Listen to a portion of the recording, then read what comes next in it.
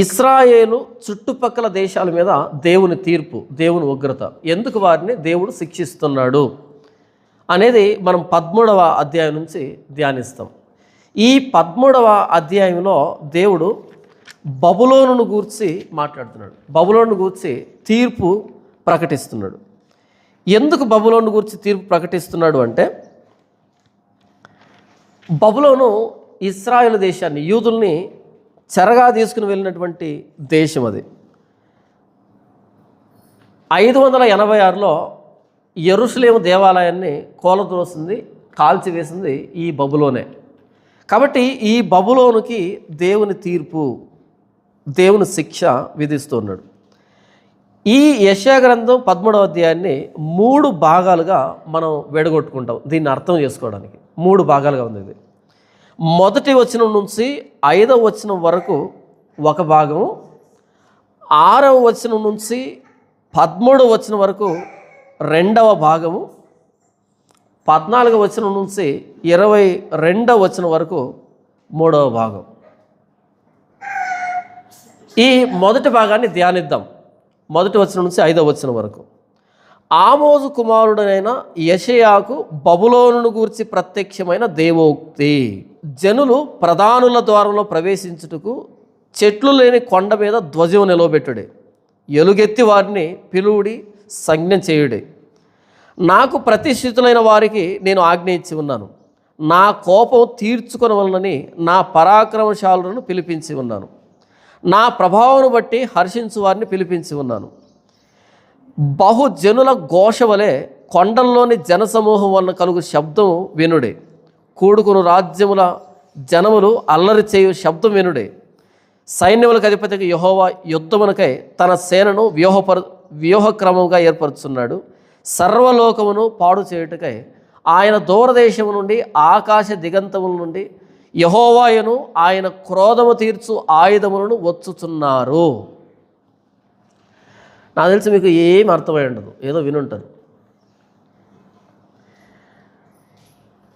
ఇది దేన్ని గురించి అంటే, మాదీయ సైన్యాన్ని గురించి. మాదీయులు ఎవరు? ఏమో పారసీకులను గురించి.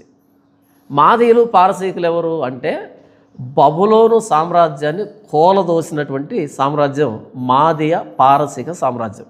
మాదీయ సామ్రాజ్యం వేరు, పారసీక సామ్రాజ్యం వేరు. ఇద్దరు కలిసిగట్టుగా దీన్ని నాశనం చేశారు, కలిసిగట్టుగా వాళ్ళు పరిపాలించారు.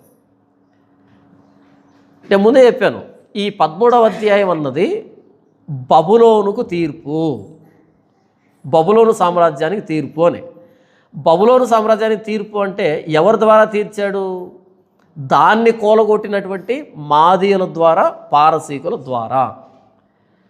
ఈ మాదీయ పారసీక సైన్యము ఎలా వ్యూహముగా బబులోను మీదకి వచ్చింది, ఎలా బబులోను గెలిచింది, ఎలా దేవుని కోపం ఈ మాదీయ పారసీకుల ద్వారా నెరవేరింది, తీరింది.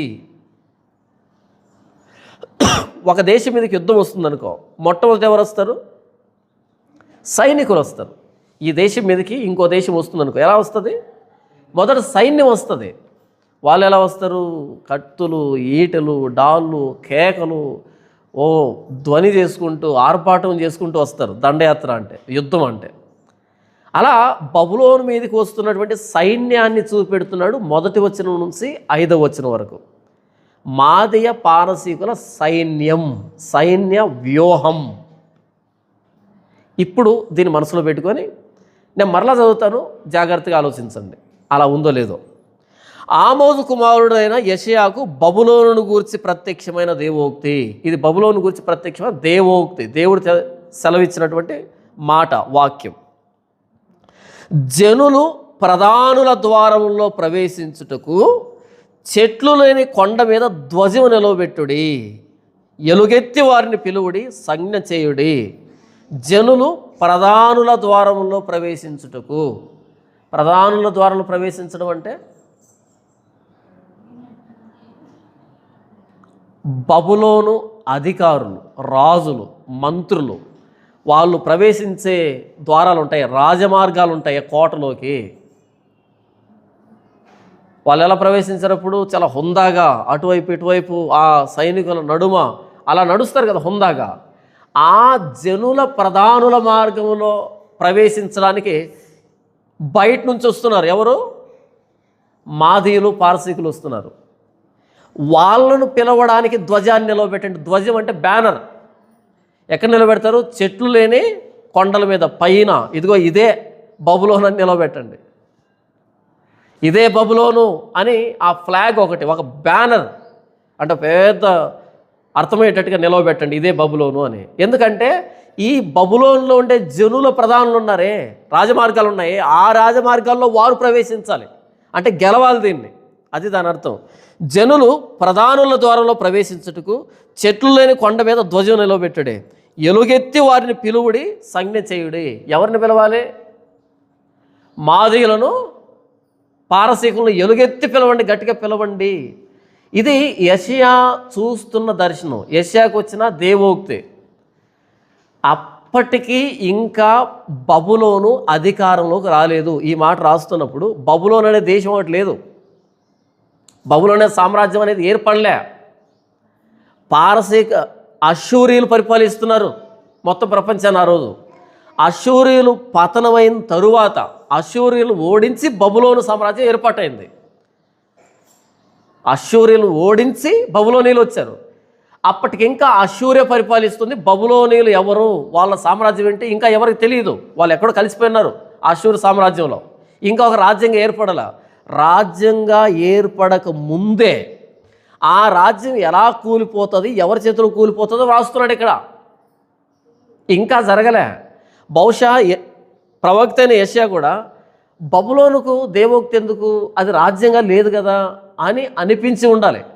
లేదా ఆయన మాటలు వింటున్న వాళ్ళు బబులోను రాజ్యం ఏంటి, బబులోనికి ఎందుకు దేవోక్తి అనిపించి ఉండాలి. ఎందుకంటే అది ఇంకా రాజ్యం కాదు అప్పటికి. ఈ మాట వ్రాసిన కొన్ని వందల సంవత్సరాల తర్వాత అప్పుడు బబులోను అనే ఒక రాజ్యం వచ్చింది. అది కొన్ని వందల సంవత్సరాల తర్వాత మాదీయుల చేతిలో, పారసీకుల చేతిలో ఓడిపోయింది. అప్పటి దాన్ని ఇంకా రాజ్యంగా ఏర్పడక ముందే వ్రాస్తున్నాడు యెషయా. ఎందుకని? దేవుడు చెబుతున్నాడు. దేవుడు అంటే భవిష్యత్తును చెప్పగలగాలి, భవిష్యత్తును చెప్పాలి. దాన్ని ప్రవచనం అంటారు. కొంతమంది ఉంటారు, జరిగింది చెప్తాం, జరగబోయేది చెప్తామని. చెప్తారా? జరిగింది చెప్తాం, జరగబోయేది చెప్తాం, జరగాల్సింది చెప్తారా? అన్నీ చెప్పేటట్టుగా ఉంటే ఎందుకు అడుగు తింటారు వాళ్ళు? అన్నీ చెప్పే కెపాసిటీ ఉంటే అడుగు తినడం ఎందుకు? ఇల్లు పట్టుకు అడుగు తినడం ఎందుకు? అలా వస్తారా? జరిగింది చెప్తాం, జరగబోయే చెప్తాం వస్తారా? కుక్కలు బౌ అనగానే అయ్యో అయ్యో ఆ కుక్కను అదిరించి అంటుంటారు. ఆ కుక్కరు వస్తుంది తెలీదా వీళ్ళకి? అన్నీ తెలిసిన వాళ్ళకి. వీధిలోకి రాగానే వాళ్ళతో సమస్య ఏంటంటే ఆ కుక్కలు మనం అదిలిస్తూ ఉండాలి. ఏం కదిలేరండి, ఏం కదిలేరండి అంటూ ఉంటే కానీ రారాలు. మరి జరిగింది జరగబోయేది చెప్పే వాళ్ళకి కుక్క కరుస్తుందని తెలీదా? భవిష్యత్తు చెప్పడం దేవుడి పనే. మనకు తెలియదు భవిష్యత్తు. రేపేమి సంభవించునో మీకు తెలియదు, ఏనాటి కీడు ఆనాటికి చాలును అంటాడు యేసుప్రభు. నేడైనను రేపైనను ఒకానొక పట్టణమునకు వెళ్ళి అక్కడ కొద్ది కాలం ఉండి వ్యాపారం చేసి లాభం సంపాదించము రండని చెప్పుకుని వారులారా, రేపేమి సంభవించునో మీకు తెలియదు, మీ జీవము ఏ పాటిది, ఇంతలో కనబడి అంతలో మాయమయ్యే ఆవిరి లాంటిది, నీటి ఆవిరి లాంటిది. కాబట్టి దేవుని చిత్తమైతే బ్రతికి ఉండి ఇది చేద్దాం అది చేద్దాం అని చెప్పండి. వచ్చే సంవత్సరం అక్కడికి వెళ్తాను, వచ్చే సంవత్సరం ఇక్కడికి వెళ్తాను, ఇంతకు ఉంటావా? గ్యారంటీనా? కాబట్టి దేవుని చిత్తమైతే బ్రతికుండి ఇది అది చేద్దామని చెప్పండి తప్ప నేడైను రేపైను ఒకరో పట్టణానికి వెళ్తాం ఈ ప్లాన్స్ వేయకండి. ఎందుకంటే మీ జీవము ఇంతలో కనబడి అంతలో మాయమైపోయే నీటి ఆవిరి లాంటిది, నీటి బుడగ లాంటిది. అలా కనపడుతుంటే అబ్బో నిలబడి టప్పని పడి పగిలిపోతుంది, ఎక్కడ పోయిందో తెలియదు. నీటి బుడగలు ఉంటాయి, అలా నీటి మీద వెళ్తాయి, బుడగ అలా పోతుంటుంది, టప్పని పగిలిపోతుంది, ఎక్కడికి వెళ్ళింది తెలీదు. మన బ్రతుకులు అంతే. ఇప్పుడే మాట్లాడానన్నా అంటాం, అవును మాట్లాడాం నిజమే, లేడు. అంత అస్థిరమైన బ్రతుకు పెట్టుకొని స్థిరమైన ప్రణాళికలు వేయొద్దు. అస్థిరమైన జీవితంలో స్థిరమైన ప్రణాళికలు వేయొద్దు. నేనేం చెప్తున్నాను అంటే, భవిష్యత్తు చెప్పేవాడు దేవుడు. మీరు ఎవడో చెట్టు కింద తలమాసిన వాడి దగ్గరికి వెళ్ళి చెయ్యి ఇవ్వకండి, ఇలా చెప్పండి మా భవిష్యత్తు. ఇక్కడేం ఉండదు, ఇక్కడేముంటుంది? ఇక్కడ భవిష్యత్తు ఉంటుందా, గతం ఉంటుందా? ఏమీ ఉండదు ఇక్కడ. నా చిన్నతనంలో ఒక ఆయన ఉండే, ఆయన చెప్పినట్టు జరుగుతుందంట. నన్ను తీసుకుని వెళ్ళాడు మా నాన్న, నా చెయ్యి ఇప్పించాడు, చెప్పు మా వాడికి భవిష్యత్తు ఎలాగుందని. ఆయన ఇలా పట్టుకొని ఇలా చూసి అన్నాడు. అనగానే మా నాన్నకి గుండెల్లో రైలు పరిగెత్తే. అంతే కదా మరి, ఆయన ఇలా పట్టుకొని చప్పరిచ్చాడంటే అర్థమేమని. చెప్పు స్వామి ఏమైంది చెప్పు స్వామి అంటే, ఏం చెప్పంటావు అన్నాడు. చెప్పు స్వామి ఏం కనపడింది? ఇక్కడ ఏముంటుంది కనపడడానికి? మన పిచ్చి కాకపోతే, వాడి తమాషా కాకపోతే. ఇలా చూసి అన్నాడు, 2 సంవత్సరాల తర్వాత బలమైన జబ్బు వస్తుంది ఈ వ్యక్తికి. ఎప్పుడు నేను షెడ్యూల్ వేసుకునేప్పుడు చెప్పాడు, బలమైన జబ్బు వస్తుందంట, ఆ 1 సంవత్సరానికి ఉండడు అని చెప్పాడు. ఎప్పటికీ ఉండడు. ఆయన పోయాడు. ఏముంటుంది ఇక్కడ జబ్బులు ఉంటాయి. ఇక్కడ జబ్బులు కనపడితే బ్లడ్ టెస్టులు దేనికి, ఎక్స్రేలు దేనికి, స్కానింగ్ దేనికి? ఇక్కడ చూస్తే సరిపోదా? డాక్టర్ గారికి ఇలా చూసి నీకు పెద్ద జబ్బు వస్తుంది, పెద్ద జబ్బు ఉంది. ఇక్కడ కనపడదు కాబట్టి బ్లడ్ టెస్టులు, స్కానింగ్లు, ఎక్స్రేలు కదా. మా ఊర్లో ఒక ఆయన పాస్టర్, అంటే మా పక్కన ఊరిలో, ఒక ప్రకటన చేశాడు, మీకు ఎలాంటి జబ్బు ఉన్నా సరే ఈ చర్చిలో 7 రోజులు నిద్ర చేస్తే, అదేమన్నా అమ్మగారిలో అత్తగారిలో వచ్చి వెళ్ళి నిద్ర చేయడానికి 7 రోజులు నిద్ర చేస్తానంటే ఎలాంటి రోగం ఉన్న సమస్య పోతుంది అని చెప్పాడు. ఇక మా ఊరోళ్ళు తండోపతండాలుగా మొదలుపెట్టారు. ఆటో బాడుగులు తీసుకుని వెళ్తున్న ఆటోలన్నీ బాడుగులు తీసుకుని, ఎందుకంటే మనసులో ఉంటారు కదా, వీళ్ళందరూ ఎక్కించుకొని పోతున్నారు. ఏంటి తమాషా అని అడిగితే, ఒక కొత్తగా చర్చి పడింది, ఆ చర్చిలో ఇసుక తోలించాడు లోపల. స్టార్టింగ్ అలాగే ఉంటుంది కదా, రేకులు కింద ఇసుక తోలించాడు, చుట్టూ తడిగలు. అయితే గ్యాప్ లేకుండా పడుకున్నారు రాత్రిపూట వెళ్ళి. అలా దిండు దుప్పుడు తీసుకుని వెళ్ళిపోతున్నారు. సాయంకాలం కాగానే ఎక్కడికి రా అంటే చర్చికి ఎందుకు వెళ్ళాలి? వాక్యం వినడానికి. కానీ వీళ్ళు ఎందుకు వెళ్తున్నారు? దిండు దుప్పుడు తీసుకుని వెళ్తున్నారు నిద్రపోవడానికి. అక్కడ మళ్ళీ గొడవలు, అటు మీరు పడుకోండి, ఇటు మేము పడుకుంటాం, పెద్ద గొడవలు. ఎందుకని? 7 రోజులు నిద్ర చేస్తానంటే ఏ రోగమైన పోతుందంట. నేను వెళ్ళాను, ఎక్కడుంది ఆ మాట బైబిల్లో? ఆయనకి చిరెత్తుకొచ్చింది. అటువైపు ఆయన వాదించడం స్టార్ట్ చేశాడు, ఇటువైపు నేను వాదించడం స్టార్ట్ చేశాను. ఒక గంట సేపు ముమ్మరంగా జరిగింది. చివరికి వచ్చేటప్పటికి ఒక మాట అన్నాడు ఆయన, నా నోటితో శపిస్తే ఏమైపోతావో జాగ్రత్త అన్నాడు. నేను దైవజనుణ్ణి, నేను శపిస్తే ఉండవు. పలానోడు చెప్పించాడు, పలానోడు చెప్పించారు, ఏమైపోయారు తెలుసా అన్నాడు. నేను నన్ను చెప్పించి చూద్దామని.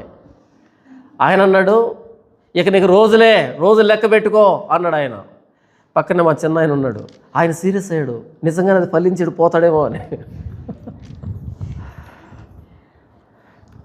మామూలు మాట్లాడేశాను, అయిపోయింది. ఆయన చెప్పించేశాడు, అయిపోయింది. వచ్చాను, కాలేజీకి వెళ్ళాను, నా పనులు నేను చూసుకున్నాను. ఒక 2 నెలల తర్వాత ఇంటికి వెళ్ళాను. ఇంటికి వెళ్తే ఊరంతా చాలా సీరియస్గా హడావిడిగా ఉంది.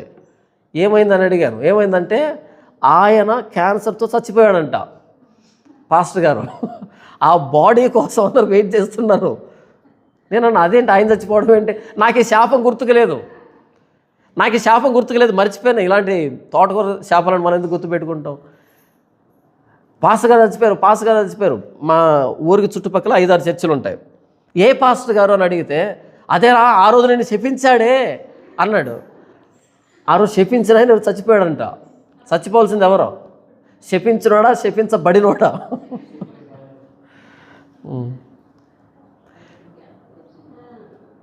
దాటిపోవుచుండు వానకోవెల దిగకుండునట్లు హేతువు లేని శాపం తగలకపోవును అని వ్రాయబడింది సామెతల గ్రంథంలో. పైన పెట్ట వెళ్తుందనుకో, వానకోవెల అంటే చిన్న పెట్ట, వానకోవెల అలా పైన వెళ్తుంది. పైన వెళ్తున్న పెట్ట కిందికి దిగాలంటే కారణం ఉండాలా వద్దా? అలిసిపోవడం కూడా కారణమే కదా. అలిసిపోవడమో, నీళ్లు తాగడమో, గింజలు తినడమో, పురుగులు తినడం, ఎందుకు ఒక దానికి దిగాలంటే కారణం ఉంటుంది. ఊరినే కారణం లేకుండా దిగుతుందా? దాటిపోవచ్చుండు వానకోవెల దిగకుండునట్లు, ఏది హేతువు లేకుండా. హేతువు లేని శాపం తగలకపోదు. శాపానికి హేతు ఉండాలి, కారణం ఉండాలి. ఉత్తుత్తునే శపిస్తే జరగదు. కొంతమంది అంటుంటారు, ఆవిడ నోరు మంచిది కాదు, శాపిస్తూ ఉంటుంది. శాపించడం అంటే శాపాలు పెట్టడం. ఉన్నారా మీ ఊరిలో శాపించేవాళ్ళు? ఉన్నారా? ఆవిడ నోరు మంచిది కాదు, శాపిస్తుంది. అయితే భయం ఆవిడంటే. ఏం భయపడకండి, అలా గెల్లండి, ఆవిడ తిడుతుంటే ఎంజాయ్ చేయండి, అంతే. ఏం జరగదు. అలా శపిస్తే చచ్చిపెట్టుకుంటే ఈ భూమి మీద ఎవరు మిగలరు. హేతువు లేని శాపం తగలకపోవును. ఇంకో మాట ఏంటి తెలుసా? దేవుడు ఆ శాపాన్ని మనకు ఆశీర్వాదంగా మార్చెను అని వ్రాయబడి ఉంటుంది. బిలాము శపించాడు ఆ పైకి, అది దీవెనగా మారింది. మనం దేవునిలో ఉంటే శాపాలు కూడా దీవెనలు అవుతాయి. మనం దేవునిలో లేవనుకో, దీవెనలు కూడా శాపాలు అవుతాయి. మనుషులు నోటి మాటకు భయపడ్డం ఏంటి? నేనేం చెప్తాను ఇంతకీ? ఇలా చెయ్యి ఇచ్చి భవిష్యత్తులు చెప్పించుకోకండి, ఏముండదు వాళ్ళ దగ్గర. వాళ్ళు ఎప్పుడు చచ్చిపోతారో వాళ్ళకి తెలియదు, మన చేయం చూస్తారు వాళ్ళు. కాబట్టి భవిష్యత్తు చెప్తాం, గతం చెప్తామంటే వినకండి, అలాంటి పట్టించుకోకండి. ఈ మధ్య ఈ సోది చెప్పేవాళ్ళు అంటారు వీళ్ళని. ఈ చేతులు చూసి జాతకాలు చెప్పేవాళ్ళు ఏమంటారు? సోదెగాండ్రు అంటారు. సోదెగాండ్రు. ఎప్పుడైనా మనకు బోరు కొడుతుంది, ఎవరైనా మాట్లాడుతుంటే ఒరే సోది ఆపరా అంటాం కదా, నీ సోది ఆపు అంటాం కదా.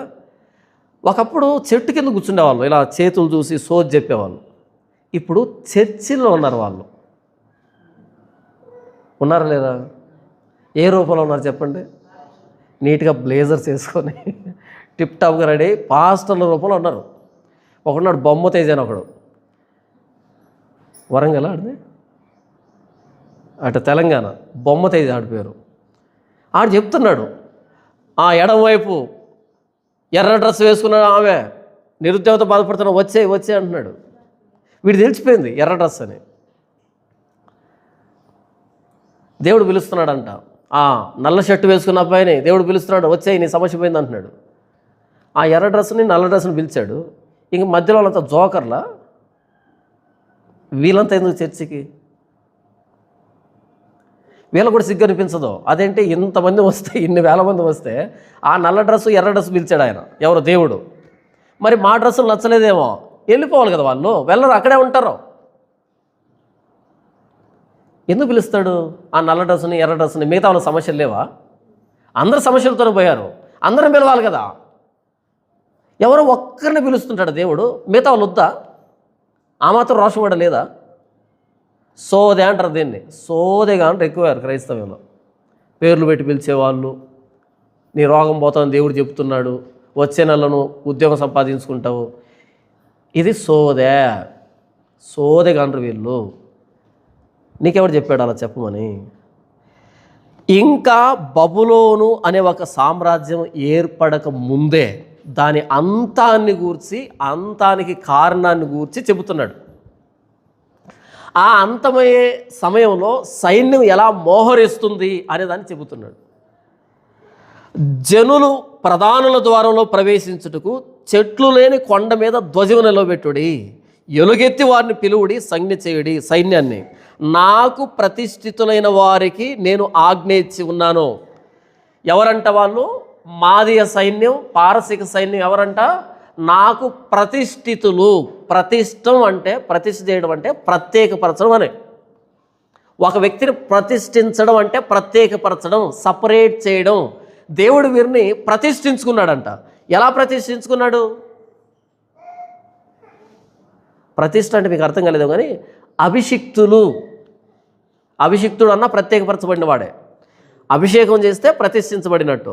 అంటే నా అభిషిక్తులను, ఎవరు ఆయన అభిషిక్తులు? మాదీయులు, పారసీకులు. నాకు ప్రతిష్ఠితులైన వారికి నేను ఆజ్ఞ ఇచ్చి ఉన్నాను, నా కోపము తీర్చుకొనవలనని నా పరాక్రమశాలులను పిలిపించి ఉన్నాను.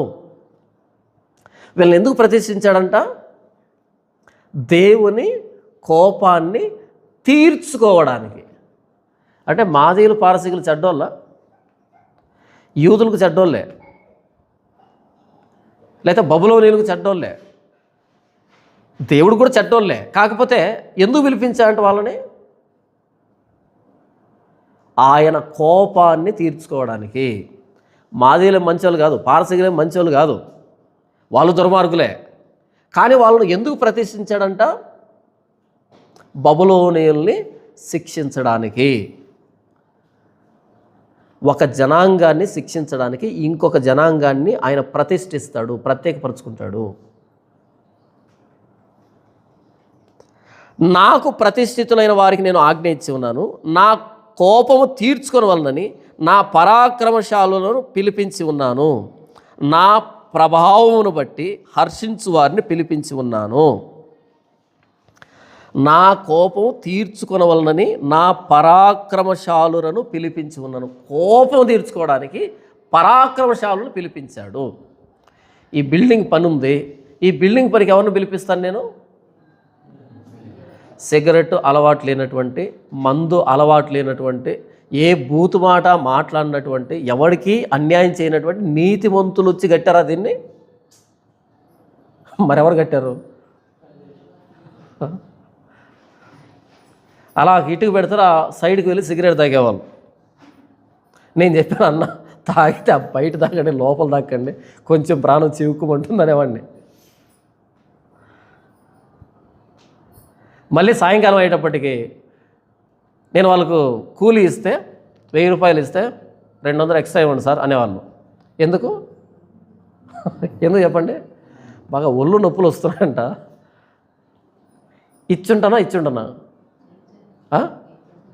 200 ఇచ్చి మరలా నన్నే అడుగుతారు, ఏమని? సార్ ఈ చుట్టుపక్కల ఎక్కడ అమ్ముతారు సార్ అని.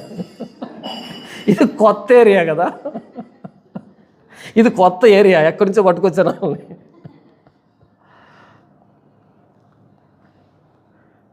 నేను కనుక్కోవాలి కదా, నేను ఫోన్ చేసి ఈ చుట్టుపక్కల ఎక్కడ అంటే, అన్న అక్కడ అనగానే, సార్ అక్కడికి ఛార్జ్ ఎంత సార్?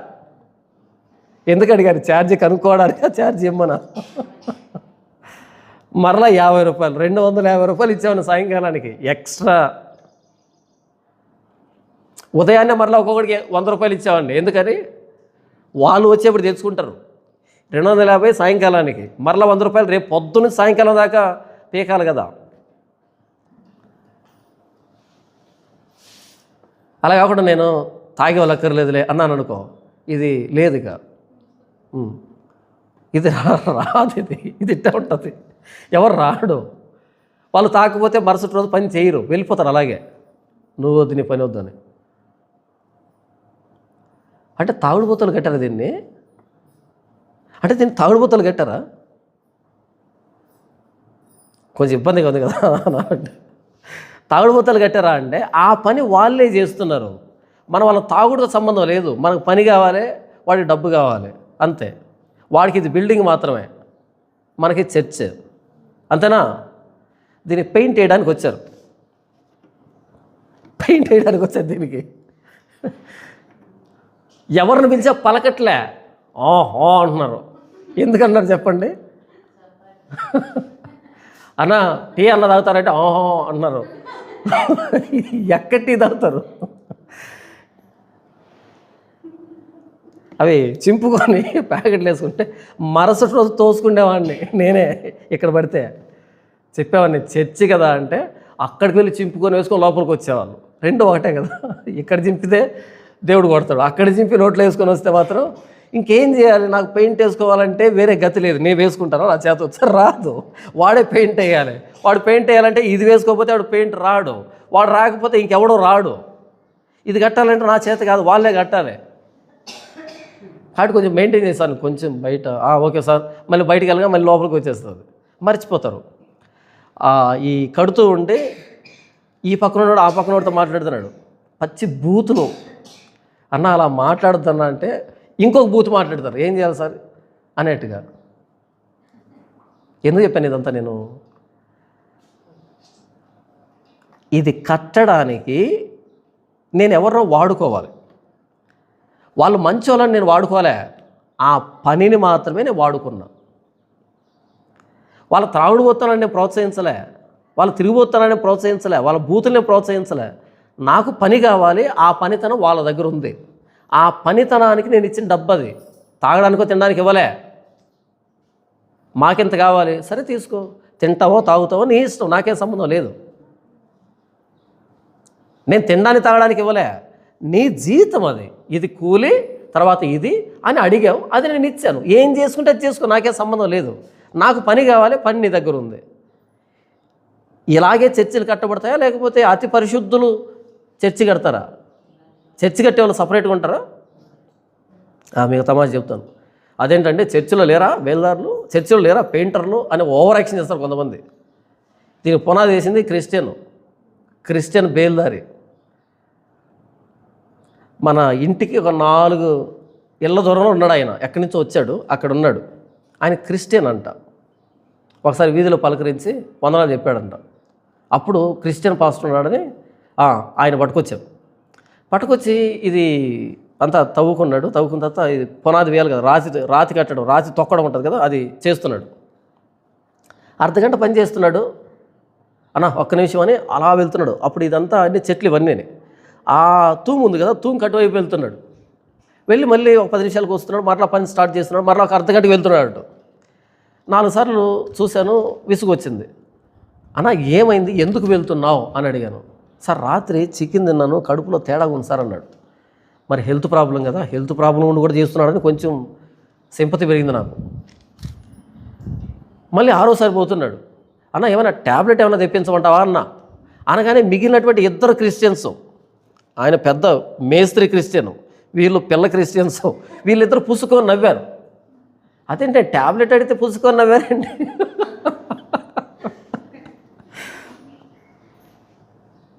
అడిగాను, ఆయనకు ఆరోగ్యం బాగాలేదు, నేను ట్యాబ్లెట్ తెప్పిస్తాను, బండి ఉంది మన దగ్గర, వెళ్ళి తీసుకొద్దామని. ట్యాబ్లెట్ తెప్పిస్తాను, నవ్వుతారేంటి అంటే ఆయన జబ్బు వేరేలే సార్ అన్నాడు. ఏం జబ్బు అన్నా, ప్రతి అర్ధగంటకు ఒకసారి పేకపోతే పని చేయలేడంట. మరలా అక్కడి నుంచి వచ్చేటప్పుడు బస్సు అంతా సువార్త మాట్లాడేవాడు, ఇక్కడి నుంచి వెళ్ళేటప్పుడు బస్సు అంతా సువార్త మాట్లాడేవాడు. నేను అనుకునేవాడిని ఎంత వాక్యం అంటే అభిమానం అని. కానీ ఫీల్డ్లో దిగితే అర్ధగంటకు ఒకసారి ట్యాబ్లెట్ పడాల్సిందే. ఇది ఎందుకు చెప్పాను నేను, క్రిస్టియన్ బేల్దారులని, క్రిస్టియన్ పెయింటర్లని మీరు మోసపోతారేమో అని చెప్పాను. వాళ్ళకు కూడా ఒళ్ళొప్పులు వస్తాయి, రావా? క్రిస్టియన్ బేల్దారులకు ఒళ్ళొప్పులు రావా? క్రిస్టియన్ పెయింటర్లకు రావా? వస్తాయి. తర్వాత ఇది ఫినిషింగ్ చేసేటప్పుడు ఇంకో క్రిస్టియన్ వచ్చాడు. ఈ మధ్యలో మిగతా వాళ్ళంతా వచ్చారు, అంటే ఎవరైతే ఉండదని కట్టించాను. ఆ చివరిలో మరలా క్రిస్టియన్ బేల్దారి వచ్చాడు. వచ్చిన తర్వాత, సార్ మా కూతురు డెలివరీ అవుతుంది సార్ బెంగళూరులో, ఒక 3,000 అమౌంట్ ఇస్తే ఇలా వెళ్ళి బస్సు ఎక్కి చూసుకొని అక్కడ కొంచెం వర్క్ చేసుకొని రేపు మార్నింగ్ మళ్ళా దిగుతాను సార్ అన్నాడు. మరి కూతురు డెలివరీ అంటే మనకు కూడా బాధే కదా. సరేనని క్రిస్టియన్ పైగా 3,000 ఇచ్చాను. ఇది కట్టి 2016 కదా, ఇప్పటికి కూడా డెలివరీ జరుగుతూనే ఉంది. ఆయన అక్కడే ఉన్నాడు. బహుశా డెలివరీ లేట్ అయిందేమో మనకు తెలియదుగా, కనపడలే. ఎందుకు చెప్పాను ఇదంతా నేను? కొంతమంది చెడ్డోళ్ళైనా సరే వాళ్ళ పనితనం మనకు అవసరం అవుతుంది. వాళ్ళు చెడ్డోళ్ళే, వాళ్ళను మనం వాడుకుంటున్నామని, వాళ్ళ త్రాగుడుబోతున్నాను మనం ప్రోత్సహిస్తున్నామని కాదు. ఇంకొక దగ్గరికి వెళ్ళినా వాడు తాగుతాడు, మనం ఏం చేయలేము. కానీ వాడి పనితనం ఒకటి ఉందే, అది కావాలి మనకి. అలాగే ఇక్కడ మాదీయులు పారసీకులు మంచోళ్ళేం కాదు. బబులోనీయులు ఎలాంటి దుర్మార్గులు, వీళ్ళు కూడా అలాంటి దుర్మార్గులే. కానీ ఈ బబులోనీయులను శిక్షించడానికి మాదీయుల్ని పారసీకులను ఏమన్నాడు దేవుడు? నాకు ప్రతిష్ఠితులైన వారికి నేను ఆజ్ఞ ఇచ్చి ఉన్నాను అంటున్నాడు. వీళ్ళను ప్రతిష్ఠించడం ఏంటంటే వీళ్ళ దుర్మార్గాన్ని ప్రతిష్ఠించడం కాదు, వీళ్ళ పరాక్రమాన్ని వాడుకుంటున్నాడు. పరాక్రమశాలులు వీళ్ళు. ఈ బబులోనీయుల కంటే పరాక్రమశాలులు. చూడండి 2వ లైన్లో, నా కోపము తీర్చుకొనవలనని నా పరాక్రమశాలులను పిలిపించి ఉన్నాను. వాళ్ళు ఎలాంటి వాళ్ళు కాదు, ఆయన కావాల్సింది వాళ్ళ పరాక్రమం కావాలి. ఎందుకు పరాక్రమం కావాలి? వీళ్ళను జయించాలి. వీళ్ళు చెడ్డోళ్ళే. అదేంటంటే దేవుడు ఇలాంటి వాళ్ళు వాడుకుంటాడా? ఎవడినైనా వాడుకుంటాడు, గాడిదను కూడా వాడుకుంటాడు. ఎవరినైనా వాడుకుంటాడు, గాడిదను కూడా వాడుకుంటాడు. నేను చెప్పాను ముందు మెసేజ్లో చెప్పాడు, నా సేవకుడైన నెబుకద్నెజరు అన్నాడు. నా సేవకుడైన నెబుకద్నెజరు అన్నాడు. నెబుకద్నెజరును వాడుకొని అష్షూరుని గెలిపించాడు, అష్షూరుని ఓడించాడు. తర్వాత బబులోనీయులను ఓడించడానికి మాదీయులను పారసీకులను వాడుకున్నాడు. తర్వాత మాదీయులు పారసీకులను ఓడించడానికి గ్రీకులను వాడుకున్నాడు. గ్రీకులను ఓడించడానికి రోమీయులను వాడుకున్నాడు. దేవుడు ఇలాంటి దుర్మార్గులను వాడుకుంటాడా అంటే వాళ్ళ దుర్మార్గాన్ని వాడుకోలే, వాళ్ళ పరాక్రమాన్ని వాడుకున్నాడు. దానికి ఈ ఉదాహరణని చెప్పాను. ఒకవేళ నేను బోర్డు పెట్టాను అనుకో, నీతిమంతులే చర్చి కట్టాలంటే నేను చర్చి కట్టలేను, ఇట్టే ఉంటుంది. ఇది ఎవరు లేడు నాతో సహా కలిపి, నీతిమంతులు లేడు, ఒక్కడో లేడు, అంతేనా? అడుగుతారన్నమాట. మాదీయులు పారసీకులు బబులోనీయుల కంటే దుర్మార్గులు కదా, మరి అలాంటప్పుడు వీళ్ళని శిక్షించడానికి వీళ్ళని ఎందుకు వాడుకోవాలంటే నీతిమంతులు లేడు, ఒక్కడు లేడు. అయితే ఆ పనితనాన్ని ఇక్కడ వాడుతున్నాడు. వాళ్ళ పనితనం ఏంటి? పరాక్రమం, బలమైన వాళ్ళు, వీరులు, శూరులు, బబులోనీయులకు తోలు తీసేవాళ్ళు వీళ్ళే. కాబట్టి వీళ్ళని పిలిపించాడు, వీళ్ళని ఓడించాడు. అందుకని ప్రతిష్ఠితులైన వారిని అంటున్నాడు. నాకు ప్రతిష్ఠితులైన వారిని. ఎందుకు ప్రతిష్ఠితం అంటే నా కోపాన్ని తీర్చుకునేదానికి ప్రతిష్ఠితం. ఇప్పుడు చెప్పండి, ఈరోజు క్రైస్తవ్యం మీద, యేసుప్రభువు మీద బోలెడంత మంది వీడియోలు చేస్తున్నారు. వాళ్ళు ఎవరు అంటే ప్రతిష్ఠితులు. ఎవరు వాళ్ళు? నేను తప్పు చెప్పానా ఒప్పు చెప్పాను? నేను తప్పు చెప్పాను ఒప్పు చెప్పాను? అదేంటన్నా క్రైస్తవుల మీద ఇన్ని దాడులు జరుగుతుంటే ప్రతిష్ఠితులు అంటావేంటి? మరి భ్రష్టు పట్టింది క్రైస్తవ్యం. ఇలాగే ఉంటే ఏది క్రైస్తవ్యమో తెలియనటువంటి స్థితికి వెళ్ళిపోతుంది. ఇప్పుడేం చేయాలి? ఎక్కడికక్కడ తూర్పారబట్టాలి, ఎక్కడికక్కడ సత్సుగింజల నుండి సపరేట్ చేయాలి, ఎక్కడికక్కడ చెత్తనంతటిని వేరు చేయాలి ధాన్యానికి. లేకపోతే భవిష్యత్ తరాలకి ఏది క్రైస్తవ్యమో తెలియదు. నా దగ్గర డబ్బు ఉంది, నేను చర్చి కట్టుకున్నాను, మీ దగ్గర డబ్బు ఉంది, మీరు ఒక చర్చి కట్టుకున్నాను, ఇంకో దగ్గర ఇంకో చర్చి, ఎవడిష్టం ఆడితే ఎవడేం బోధిస్తాడో తెలియదు. అలా ఏది నిజమైన క్రైస్తవ్యమో తెలియట్లేదు. ఎవడి తమాషాలు వాడివి, ఎవడి డ్రామాలు వాడివి డబ్బు కోసం. ఇప్పుడు బయట వాళ్ళు వచ్చి వీళ్ళని ట్రోల్ చేయడమో లేకపోతే వీళ్ళని ఎక్స్పోజ్ చేయడమో చేస్తూ ఉంటే ఇప్పుడు అలాంటి తమాషాలు చేసే తగ్గిపోతున్నారు. అది తగ్గకపోతే ఒకానొక రోజుకి అందరూ తమాషాలు చేసేవాళ్ళు అవుతారు. ఇదేదో బాగుంది వ్యాపారం అని. అప్పుడు క్రైస్తవ్యం ఏంటి అనే ప్రశ్న వస్తుంది. అర్థమైందా? టచ్ అంటే పడిపోతున్నారు, బాగవుతున్నారు అని చెప్తున్నారు. వీళ్ళని ఎగతాళి చేయకపోతే ఇంకొకటి కూడా టచ్ అంటాడు, ఇంకొకటి టచ్ అంటాడు, ఇంకొకటి టచ్ అంటాడు. ఒకానొక రోజుకి ఏంటి క్రైస్తవం ఎవరికి తెలియదు. ఇప్పుడు వీన్ని ఎగతాళి చేస్తే ఇంకొకడు నాకెందుకు అవమానం అనుకుంటాడు, అంతో ఎంతో నిజం చెప్పేదానికి పూనుకుంటాడు, ఎందుకు నవ్వులు పాలు కావడం అనుకుంటాడు. అర్థమైంది? అర్థం కాలేదా? అందుకని దేవుడు కొంతమందిని ప్రతిష్ఠించాడు బయట వాళ్ళని. ఇంతకుముందు లేరు, క్రైస్తవాన్ని వ్యతిరేకించారు. ఇప్పుడు ఎందుకు వచ్చారు? దేవుడు పురమాయించాడు. ఎలాగైతే మాదీయుల్ని పారసీకుల్ని బబులోనీయుల్ని ఓడించడానికి పురమాయించాడో ప్రతిష్ఠించాడో అలా పురమాయించాడు దేవుడు.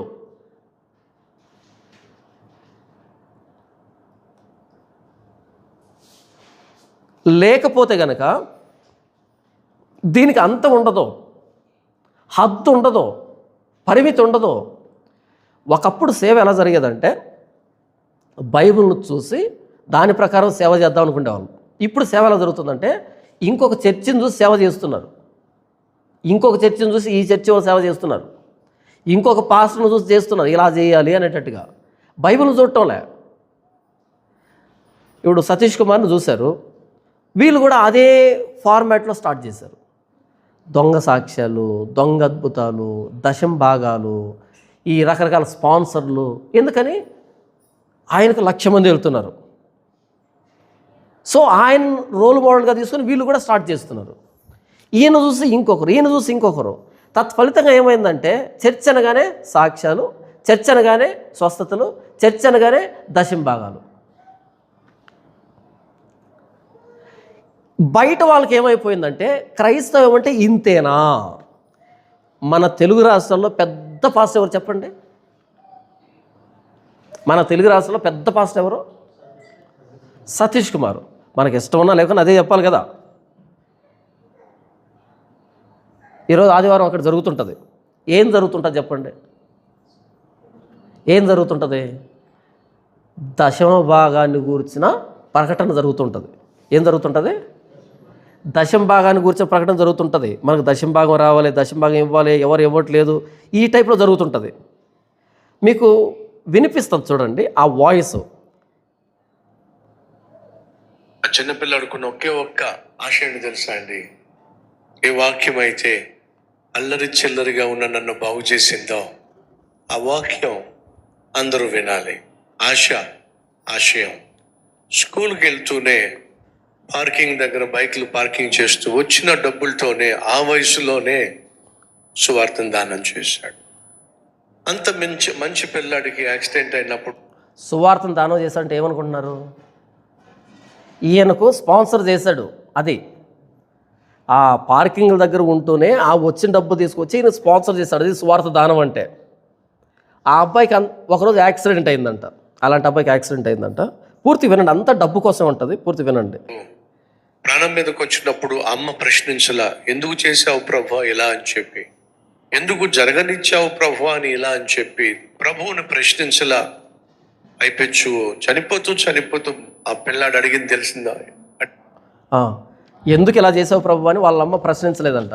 అంటే మీరు కూడా ప్రశ్నించకండి, ఇస్తూనే ఉండండి. ఇప్పుడు అబ్బాయి చనిపోతూ ఒక మాట చెప్పాడంట అమ్మతో. ఇంతకీ ఎవరో అబ్బాయి మనకు తెలియదు, ఎవరో ఒక అబ్బాయి, ఊహాజనితమైన అబ్బాయి, ఒక అబ్బాయి. ఏం చెప్పాడు చూడండి. చచ్చిపోతూ తెలుసా? అమ్మా, నేను చనిపోయినా పర్వాలేదు కానీ దేవుని సువార్త మాత్రం చనిపోవడానికి వీల్లేదమ్మా. చప్పట్లు బ్రతికున్నంత కాలం. అవి కొట్టిన చప్పట్లు కాదు, ఎడిటింగ్లో పెట్టిన చప్పట్లు. కొట్టిన చప్పట్లు కాదు అవి, ఎడిటింగ్లో పెడతారు అవి. అంటే మనకు తెలియకుండానే ఎంత అద్భుతమైన మాట అనిపించాలి అనేటట్టుగా. ఏం చెప్పాడంటే చచ్చిపోతామ్మా, బ్రతికున్నప్పుడు ఆ జీతాన్ని తీసుకుని వచ్చి సువార్త దానం చేసేవాడు, స్పాన్సర్ చేసేవాడు. ఒకరోజు యాక్సిడెంట్ అయింది. వాళ్ళమ్మ ప్రశ్నించలే, ఎందుకు ఇలా అయిందని ప్రశ్నించలే. కాబట్టి కల్వరి టెంపుల్కి ఇస్తూ ఉండాలి తప్ప ప్రశ్నించకూడదు. ఇది మెసేజ్. తర్వాత ఆ అబ్బాయి చనిపోయేటప్పుడు ఏం చెప్పాడంటే, అమ్మ నేను చచ్చిపోయినా పర్లేదు కానీ సువార్త మాత్రం ఆగకూడదు. అంటే అర్థం ఏమని? నేను చచ్చిపోయినా కూడా నువ్వు ఇస్తూనే ఉండాలి, అది దాని అర్థం. అసహ్యంగా లేదా? ఇంకా చూడండి ఇంకెంత అసహ్యంగా ఉంటుందో. సువార్తను బ్రతికించాలి. ఉద్దేశం అండి. చిన్నపిల్లాడు సంగమా, స్వచ్ఛమైనటువంటి వాక్యం, స్వచ్ఛమైనటువంటి సంఘం, స్వచ్ఛమైనటువంటి దేవుణ్ణి కలిగిన మనం దేవుని పట్ల ఏ ఉద్దేశం కలిగి ఉన్నాను? బాగుపడిన నేను 10 మందిని బాగు చేయాలి ఓ ఉద్దేశం. 100 మందిని బాగు చేయాలి ఉద్దేశం. 100 సార్లు సువార్త లోకానికి కల్వరి స్వరం ద్వారా అందించాలి ఉద్దేశం. 100 సార్లు కల్వరి స్వరం ద్వారా సువార్తను అందించాలంట, అది ఉద్దేశం. చూడండి, ఎవరు ఇవ్వనంతగా మందిర నిర్మాణం కోసం ఇవ్వాలి ఉద్దేశం. ఎవరు ఇవ్వనంతగా మందిర నిర్మాణం కోసం ఇవ్వాలి ఉద్దేశం. ఎవరో చేయనంతగా సువార్త సేవ చేయాలి ఉద్దేశం. ఎవ్వరూ ప్రేమించినంతగా యేసయ్యను నేను ప్రేమించాలి. ఎవ్వరూ దేవుని సన్నిధికి నడిపించనంత మందిని నేను నడిపించాలి. అడుగుతున్నాను ఈరోజు, దేవుని పట్ల నీకే ఉద్దేశం ఉంది? ఆ చిన్న పిల్లకేమో పెద్దతను బ్రతికించాలనే ఉద్దేశం, ఆ స్టూడెంట్కి ఏమో అమ్మని సంతోషపరచాలనే ఉద్దేశం, యవనస్తుడికేమో ఎవ్వరూ కట్టని ఒక అద్భుతమైన మందిరము కట్టాలి ఉద్దేశం. ఈరోజు కల్వరి టెంపుల్ సంగమా, నీ పట్ల నీకు చాలా ఉద్దేశాలు, నీ బిడ్డల పట్ల, నీ కుటుంబం పట్ల, ఉద్యోగం పట్ల, వ్యాపారం పట్ల చాలా ఉద్దేశాలు ఉన్నాయి. కానీ దేవుని పట్ల ఏమైనా ఉద్దేశం ఉందా? ఒకసారి ఆలోచించండి. మీ అందరి సహకారం వల్ల మనం ఇప్పటి వరకు 7 మందిరాలు కట్టగలిగాం. 8వ మందిరం తాడేపల్లిగూడెంలో కట్టబడుతుంది.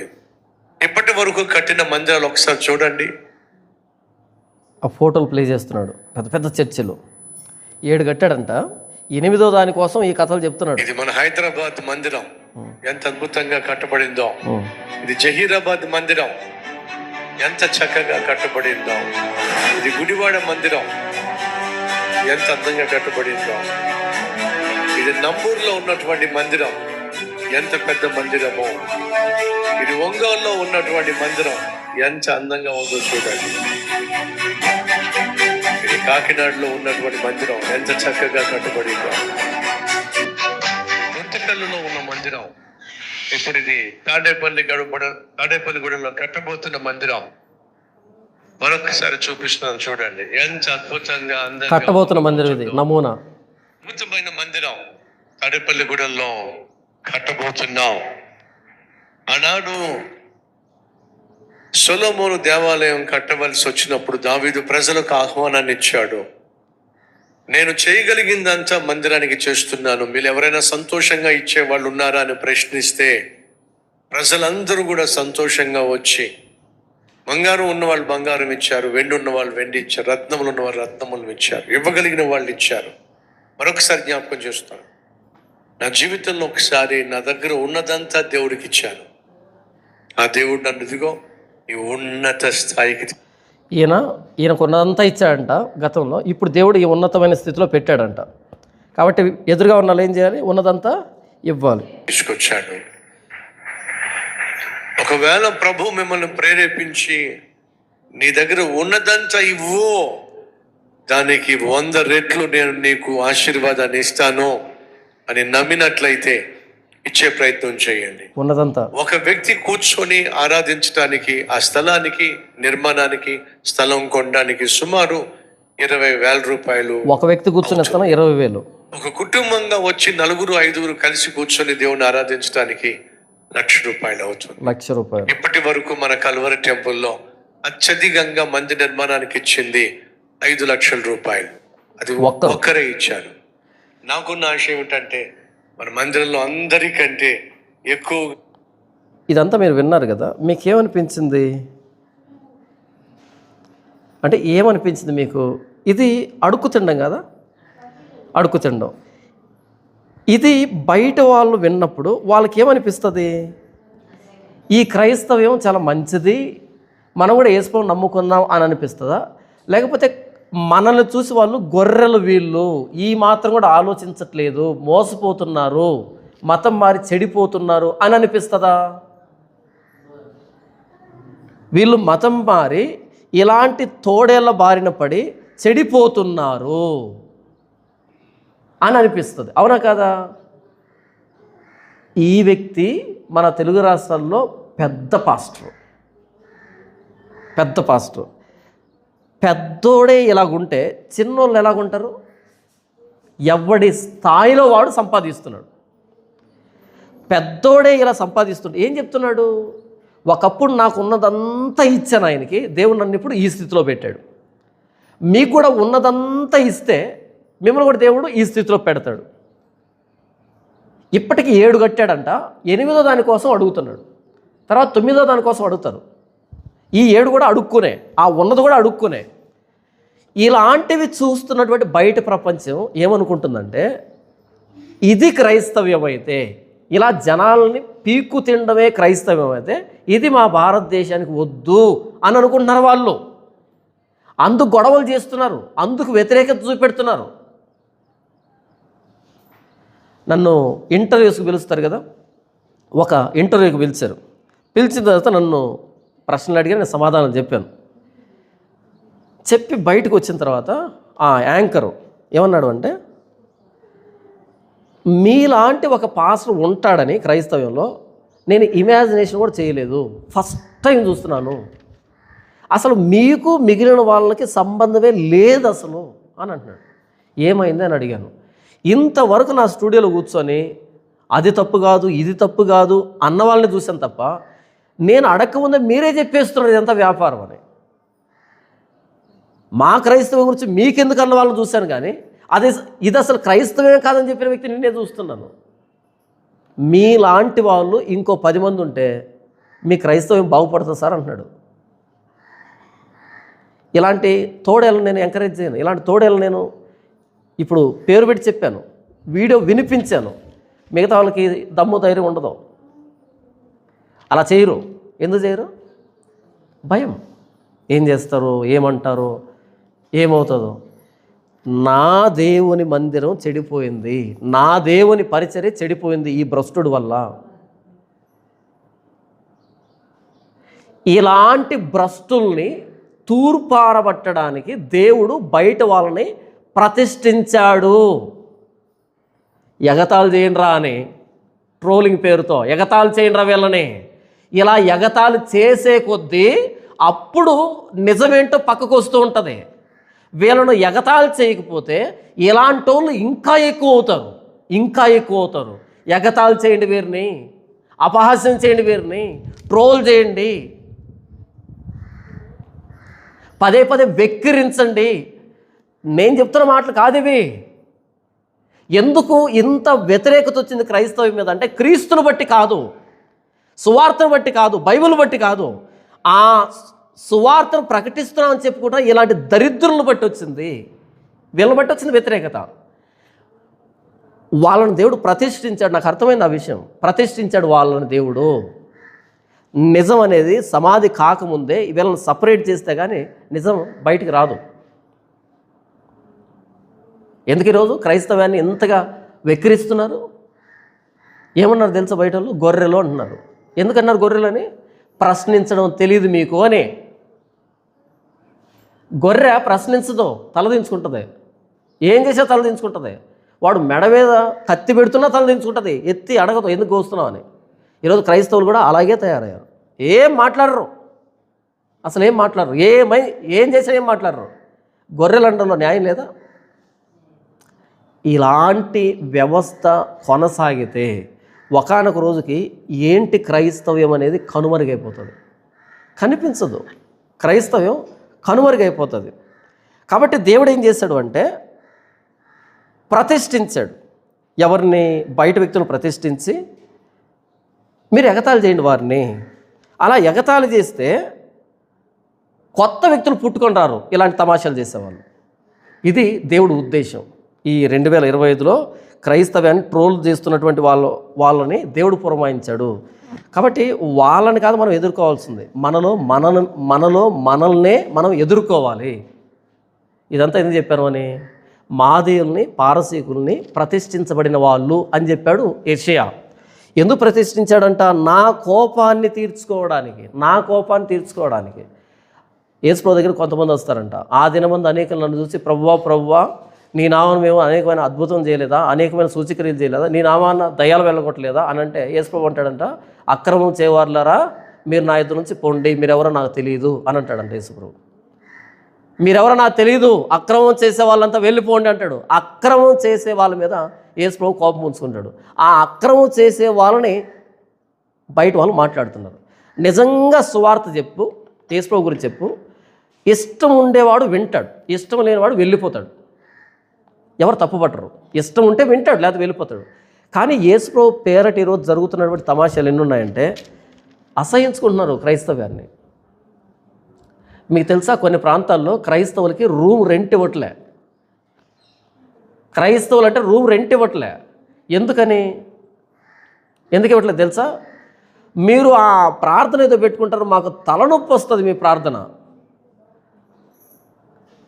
మీరు ప్రార్థనలు పెట్టుకుంటారు, 10 మందిని ఇంటికి పిలిపించుకుంటారు, తలనొప్పి వస్తుంది, మేము భరించలేము, మేము రూమ్ రెంట్కి ఇవ్వము. క్రైస్తవులకి ఎవరంట?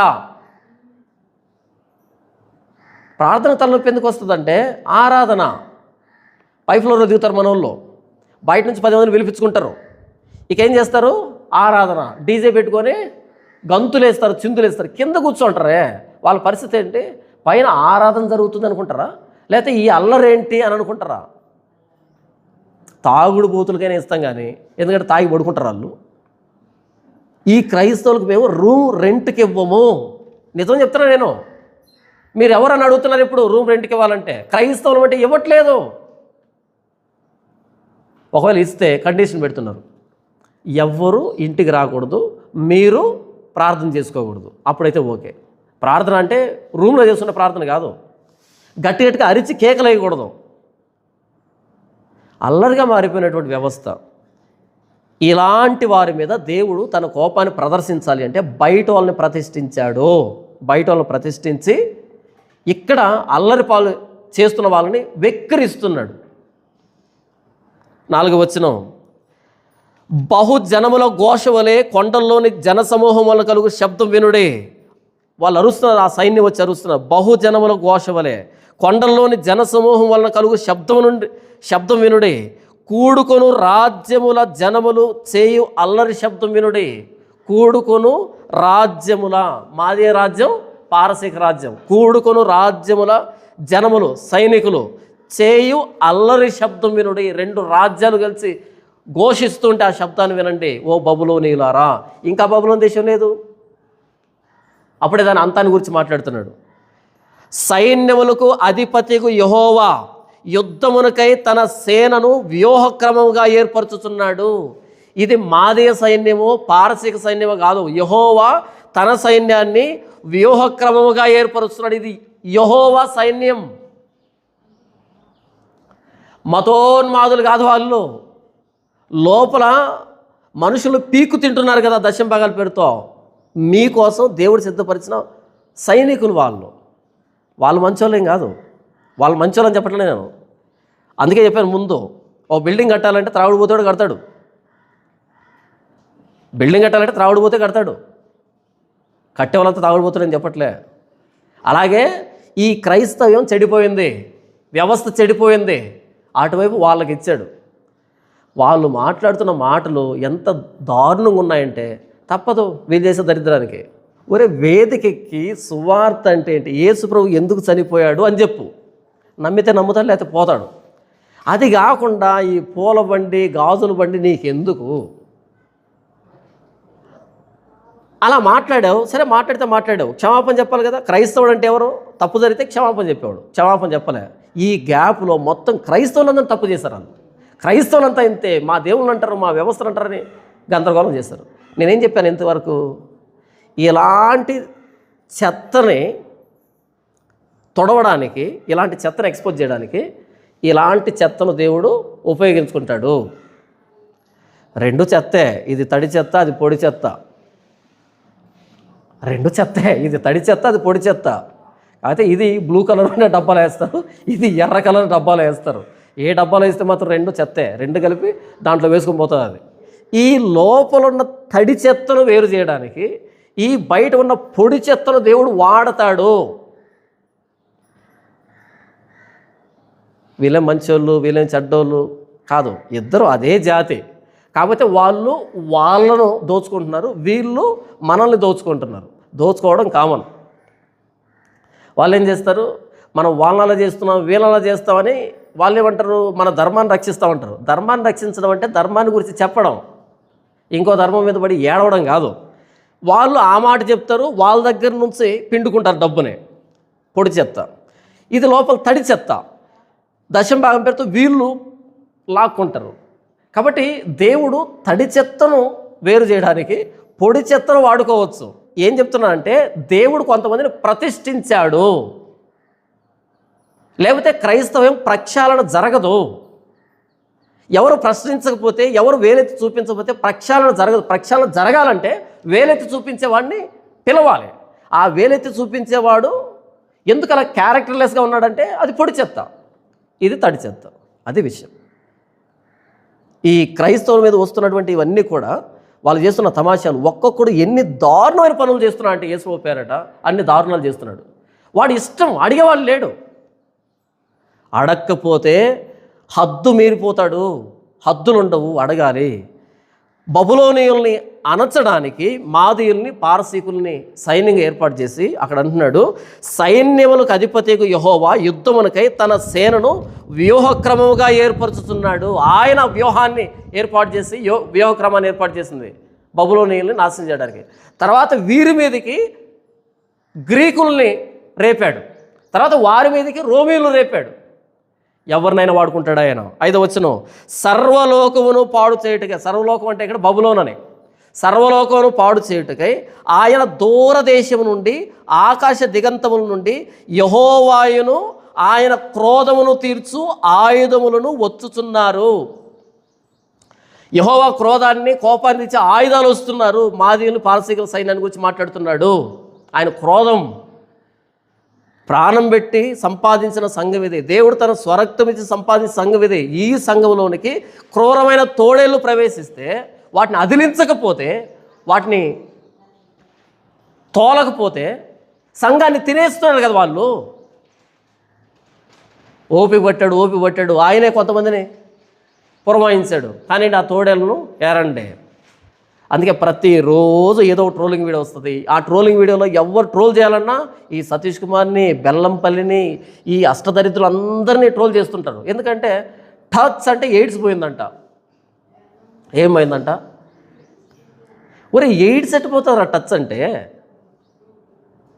టచ్ అంటే ఏమైందంట? ఎయిడ్స్ పోయిందంట. జలుబు అయినా చెప్తే బాగుండేది, సరే పోయి ఉంటుంది అనుకోవచ్చు. ఎవడో ఒకడు దొంగ నోటు ముద్రించాడంట, దొరికిపోయాడు. ముద్రించిన అర్ధగంట దొరికిపోయాడంట. ఇంతకు ఆ దొంగ నోటు ఏంటో తెలుసా? 150 రూపాయల నోటు.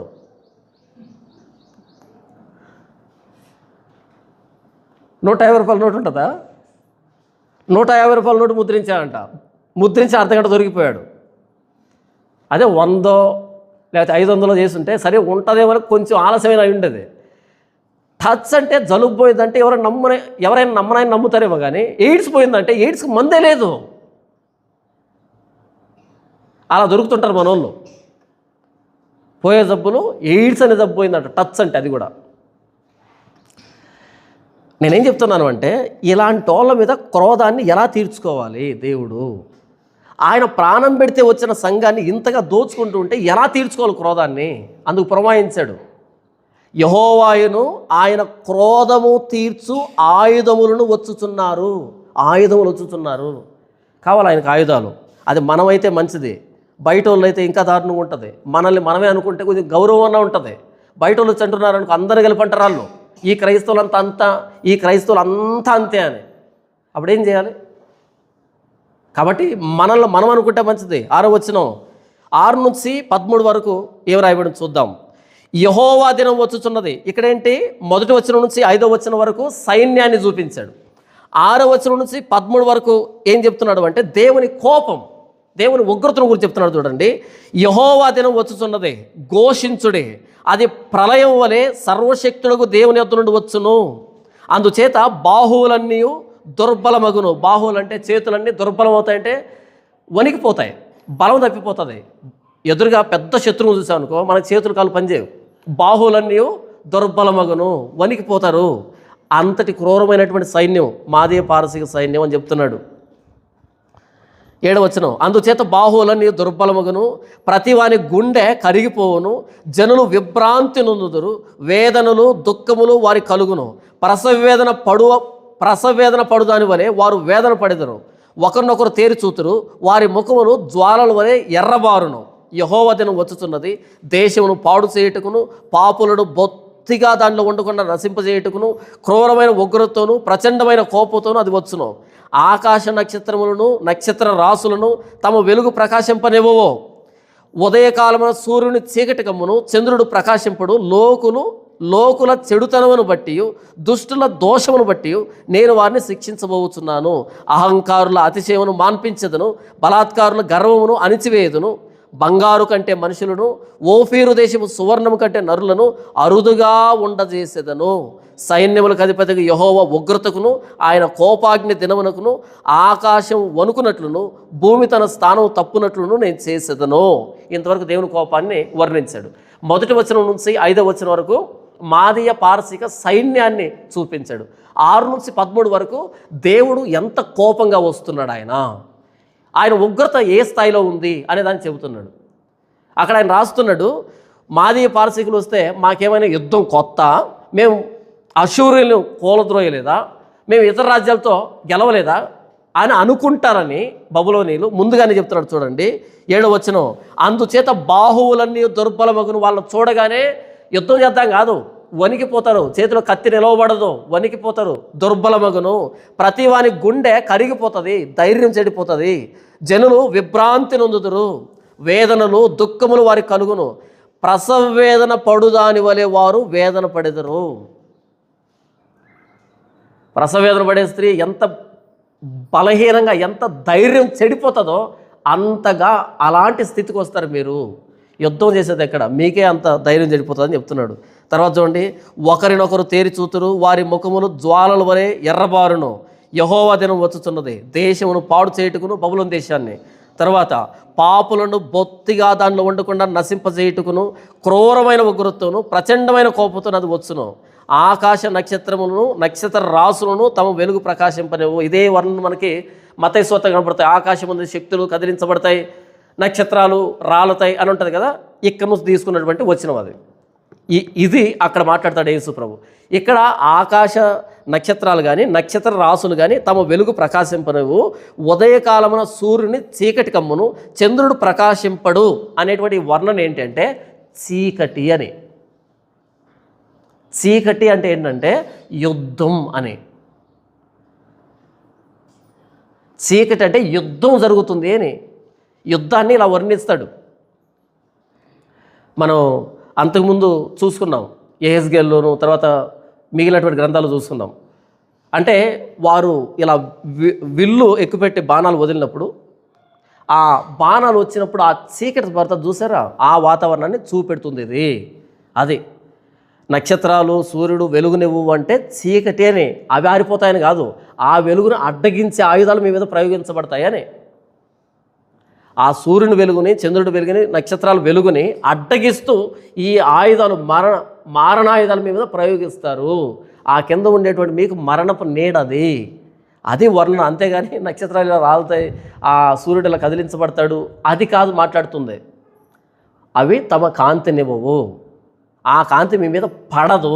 యుద్ధ వాతావరణంలో వాడుతున్నటువంటి వర్ణన ఇది, అది విషయం. చూడండి, ఆకాశ నక్షత్రములను నక్షత్ర రాసులను తమ వెలుగు ప్రకాశింపనివ్వవు. ఏమైపోతాయి? ఆరిపోతాయా? ఆరిపోవు. ఆ వెలుగు పడకుండా అడ్డుకుంటాయి మారణాయుధాలు. అంత విస్తారమైన మారణాయుధాలు మీ మీద ప్రయోగించబడతాయి. అంత భీకరమైన యుద్ధం జరుగుతుంది మీ మీద, అది దాని అర్థం.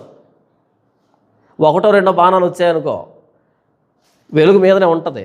కొన్ని లక్షల బాణాలు ఈటలు ఎగిరాయనుకో గాల్లో, మేఘం ఆవరించినట్టుగా మరణపు నీడ, అంత భీకర యుద్ధం జరుగుతుంది, అది వర్ణన.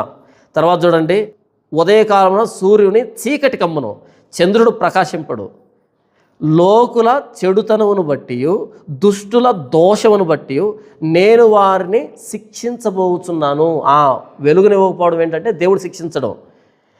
అహంకారుల అతిశయమును మాన్పించేదను. ఈ బబులోను చేసిన పాపం ఏంటంటే అహంకారం, దుష్టత్వం, దోషం, చెడుతనం. అది బలాత్కారుల గర్వం, వీళ్ళు బలాత్కారులు, అహంకారులు, బలాత్కారులు, దుష్టులు. 12వ వచనం చూడండి, ఈ యుద్ధం అయిపోయిన తర్వాత దేశంలో ఎంతమంది మిగులుతారు? శేషం చెప్తున్నాడు 12వ వచనం. బంగారు కంటే మనుషులను, ఓఫీరు దేశపు సువర్ణము కంటే నరులను అరుదుగా ఉండజేసేదను. మొత్తం వెదిగితే బబులోనంతా అరుదుగా కనపడతారంట. ఎవడైనా కనపడితే ఓఫీరు దేశం బంగారేమో అనే అంత అమూల్యంగా కనపడతాడు. బంగారం ఎక్కడ పడితే అక్కడ కనపడుతుందా? కనపడదు కదా. ఓఫీర్ దేశం బంగారం అంటే ఇంపోర్టెడ్ క్వాలిటీ అని మనం తెచ్చుకుంటాం, అరబ్ కంట్రీస్ నుంచి తెచ్చుకుంటాం కదా బంగారం. ఎందుకని 24 క్యారెట్స్ అని తెచ్చుకుంటాం కదా. అలా ఓఫీర్ దేశం అనేది అప్పట్లో 24 క్యారెట్ అనమాట. కాబట్టి ఓఫీర్ దేశం బంగారం కంటే అరుదుగా ఉంటారు మనుషులు. మనిషి కనపడ్డాడంటే బంగారం కనపడేట్టు లెక్క. అంతకుముందు ఎలా ఉన్నారు? పొట్టలో చెదలున్నట్టున్నారు ఎక్కడ పడితే అక్కడ. ఎప్పుడైతే యుద్ధం అయిపోయిందో ఎలాగున్నారు అంటే 12వ వచనం, బంగారు కంటెను మనుషులను, ఓఫీరు దేశపు సువర్ణము కంటే నరులను అరుదుగా ఉండజేసేదను. సైన్యములకు అధిపతిగా యెహోవా ఉగ్రతకును ఆయన కోపాగ్ని దినమునకును ఆకాశం వణుకునట్లును భూమి తన స్థానం తప్పునట్లును నేను చేసేదను. ఆకాశం వణకడం, భూమి కదలడం అంటే అర్థం ఏంటంటే భీకరమైన యుద్ధం, దద్దరిల్లిపోతుంది యుద్ధం, అది విషయం. అంతేగాని అది వణుకుతుంది ఇది అదురుతుందని కాదు, భీకరమైన యుద్ధం. ఇక 14వ వచనం నుంచి 22వ వచనం వరకు యుద్ధం అయిపోయిన తర్వాత ఎలాంటి పరిస్థితులు ఉన్నాయి, ఎలా అది ఎడారిగా మారిపోయింది, ఎలా అది నిర్జనమైన ప్రాంతంగా మారిపోయింది. 14వ వచనం, అప్పుడు తరమబడుచున్న జింక వలెను పోగు చేయని గొర్రెల వలెను జనులు తమ తమ స్వజనుల తట్టు తిరుగుదురు. ఎలా పరిగెడుతున్నారంట? తరమబడుచున్న జింకల్లాగా, పోగు చేయని గొర్రెల్లాగా జనులు తమ తమ స్వజనుల తట్టు తిరుగుదురు, తమ తమ స్వదేశములకు పారిపోవుదురు. ఏంటి స్వదేశం అంటే? ఈ బబులోను దేశం అనేది యూదులను పట్టుకెళ్ళింది, ఇశ్రాయేలును పట్టుకెళ్ళింది, ఫిలిస్తీన్లు పట్టుకెళ్ళింది, సిరియా వాళ్ళని పట్టుకెళ్ళింది, చుట్టుపక్కల రాజ్యాలన్నీ పట్టుకుని వెళ్ళిపోయింది, చెరగా తీసుకుని వెళ్ళిపోయింది. ఎప్పుడైతే యుద్ధం జరుగుతుందో ఆ బబులోను దేశంలో ఉన్నటువంటి మిగిలినటువంటి వ్యక్తులు ఉన్నారు, మిగిలిన దేశానికి సంబంధించిన వాళ్ళు ఉన్నారే, వాళ్ళు ఎలా పరిగెడుతున్నారు అంటే జింకల్లాగా గొర్రెల్లాగా తమ తమ స్వదేశములకు పారిపోవుదురు. వీళ్ళు దస్తుంటే వీళ్ళు విడిపించబడి పరిగెడుతున్నారు. ఈ మాదీయ పారసీక చక్రవర్తి కోరెషు, పారసీక చక్రవర్తి కోరెషు, ఆ కోరెషే విడిపించింది యూదుల్ని, మందిరం కట్టుకోపోండి అని. ఎందుకు ఈ అధ్యాయం ఉందంటే భవిష్యత్తులో బబులోను మిమ్మల్ని చెరపడితే ఆ చెరపట్టబడిన బబులోను నుంచి మిమ్మల్ని విడిపించాలి అంటే పారసీకులకు నేను అధికారం ఇస్తాను, పారసీకులు వీరిని గెలిచేటట్టుగా చేస్తాను, అప్పుడు మీరు విడుదల పొందుతారు, అప్పుడు మీరు మందిరాన్ని కట్టుకుంటారు. దీనికంతా 70 సంవత్సరాలు పడుతుంది. అందుకు రాస్తున్నాడు దీన్ని. ఈ బబులోనీలు మందిరాన్ని తగలబెట్టించారు, యూదులు చెరబట్టుకుని వెళ్ళారు. ఈ బబులోనీల దగ్గర నుంచి యూదులు మరలా రావాలి అంటే పారసీకుల అధిపతి అయిన కోరెషు పరిపాలనలోకి రావాలి. కోరెషు రావాలంటే వాళ్ళు గెలవాలి.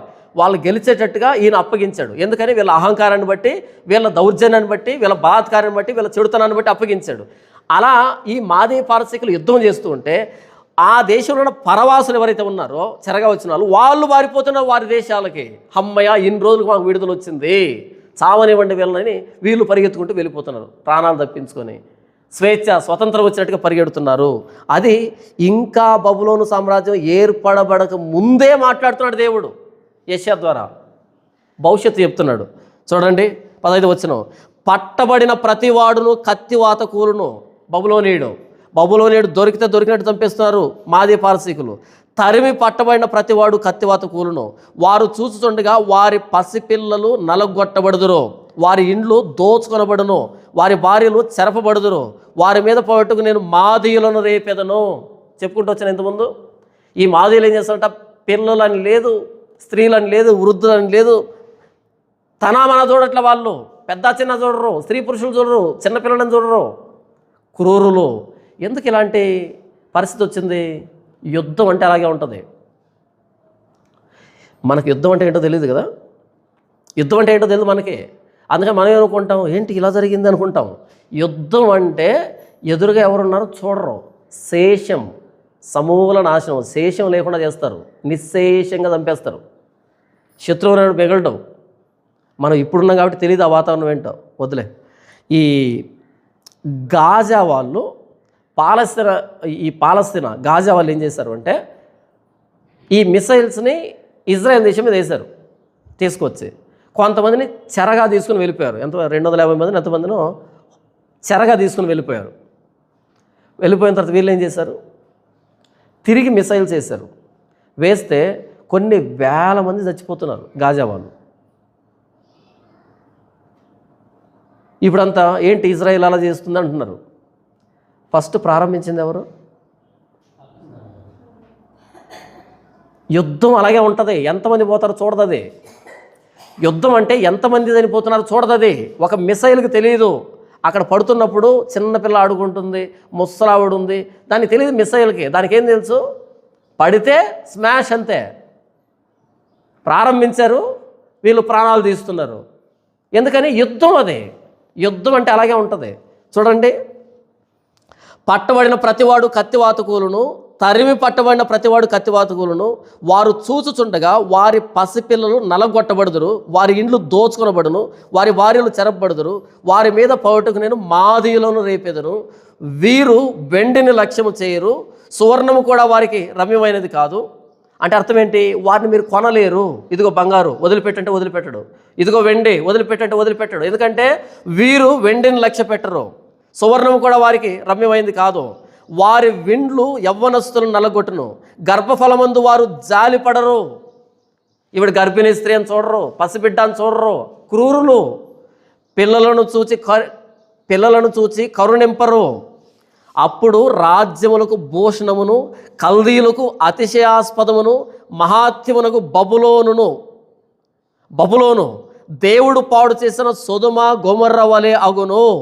ఎలా అయిపోతుంది బబులోను? ఒకప్పుడు ఎలాగుండేదంటే రాజ్యములకు భూషణం, కల్దీయులకు అతిశయాస్పదం, మహాత్యం అయిన బబులోను దేవుడు పాడు చేసిన సొదొమ గొమొర్రా వలె అవుతుంది. సొదొమ గొమొర్రా ఏమైంది? ఇంతకీ బూడిద దెబ్బ అయింది, నేల మొలకలు కూడా కనిపించలే. అలా అవుతుంది. ఎవరు? రాజ్యములకు భూషణం లాంటి బబులోను, కల్దీయులకు అతిశయాస్పదమైనటువంటి బబులోను, మహాత్యమైనటువంటి బబులోను ఏమైపోతుంది? సొదొమ గొమొర్రాతో సమానంగా అవుతుంది. అందుకే అన్నాడు దేవుడు, మనిషి కనపడితే బంగారు కనపడిందేమో అనేటట్టుగా అవుతుంది పరిస్థితి. అంటే నిర్జనంగా మార్చేస్తాం. 20వ వచనం, అది మరి అన్నడును నివాస స్థలముగా ఉండదు, తరతరములకు దానిలో ఎవరును కాపురం ఉండడు. 60 ఒకడైనను అక్కడ తన గుడారం వేయడు. గొర్రెల కాపురులు తమ మందలను అక్కడ పరుండనీయరు. గడ్డుంటాయి కదా, నక్కలు అక్కడ పండుకొనును. నక్కలు ఎక్కడ ఉంటాయి? అడవిలో ఉంటాయి. మనుషులు లేని చోటు ఉంటాయి, పాడుబడిన స్థలాల్లో ఉంటాయి. నక్కలు అక్కడ పండుకుంటాయి. గురుపోతులు వారి ఇండ్లలో ఉంటాయి. నిప్పుకోళ్ళు అక్కడ నివసిస్తాయి. కొండమేకలు అక్కడ గంతులు వేస్తాయి. వారి నగరులలో నక్కలను, వారి సుఖవిలాస మందిరములలో అడవి కుక్కలను మొరలిడును. వారి సుఖవిలాస మందిరముల్లో అడవి కుక్కలు మొర్ర పెడతాయి, మొరుగుతాయి. సుఖవిలాస మందిరాలు అంటే అంతఃపురాల్లో ఏమున్నాయి? ఇప్పుడు అడవి కుక్కలు మొరలేడును ఊ అని అరుస్తున్నాయంట. ఎవరు లేరు. అంత వైభవోపేతమైన రాజ్యం ఈరోజు నక్కలకి, కుక్కలకి, అడవి జంతువులకి నివాసమైంది. అడవిగా మార్చిపడేశాడు. చెప్పాడు కదా దేవుడు, మనుషులు ఎలాగుంటారు? బంగారులాగా. చూడండి ఎక్కడుంది? 12వ వచనం, బంగారు కంటే మనుషులను, ఓఫీరు దేశము సువర్ణము కంటే నరులను అరుదుగా ఉండజేసేదను. అదిలించేది ఎవరు? తోలేదేవాడు. ఎన్నందు వెళ్తాడు.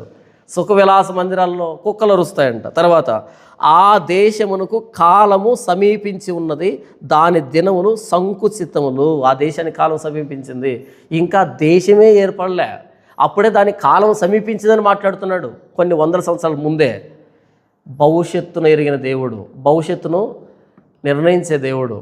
దీన్ని బట్టి మనకేమర్థమవుతుందంటే దేవుడు దేశాలని నియంత్రించగలడు.